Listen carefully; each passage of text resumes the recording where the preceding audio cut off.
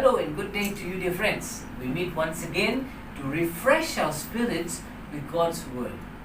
Today I'd like to talk to you about sight and insight. And we'll be looking at a very familiar passage for us. It's taken from the Gospel of Mark chapter 10, which talks about the story of Bartimaeus. Now, as we know, Bartimaeus was a blind man who was seated there, and every day he would depend on alms from people, and that was his life. But something was odd about this very day that the Bible talks about. Bartimaeus was so alert on the things that were happening around him. He heard the commotion. He knew that this was going to be a different day because of the sheer number of people that were there. And he could hear in the midst of their chatter, they were talking about a man by the name of Jesus. Most of them may have been talking about the miracles that they had heard Jesus had done. And now, this very man is visiting our town. This was the chatter that was going on, and Bartimaeus picked it up.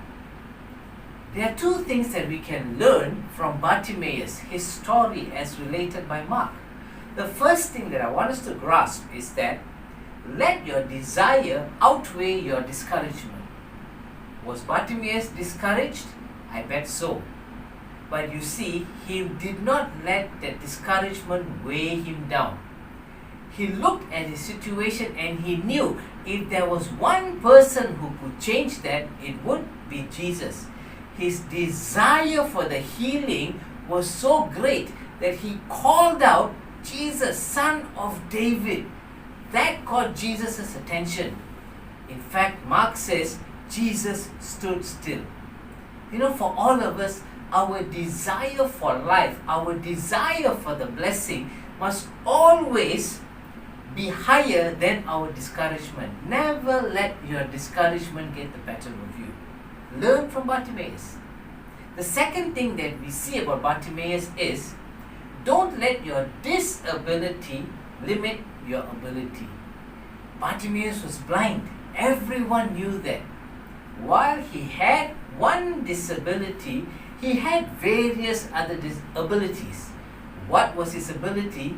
He knew he had the power of his voice. And when he knew Jesus was passing, when he knew Jesus was in the vicinity, he cried out with a loud voice, "Jesus, Son of David." Imagine him addressing Jesus in that way, and everybody telling him, "Bartimaeus, shh, keep quiet. Jesus has got no time for you. You are a blind man. You are useless." He would have been hearing all of that.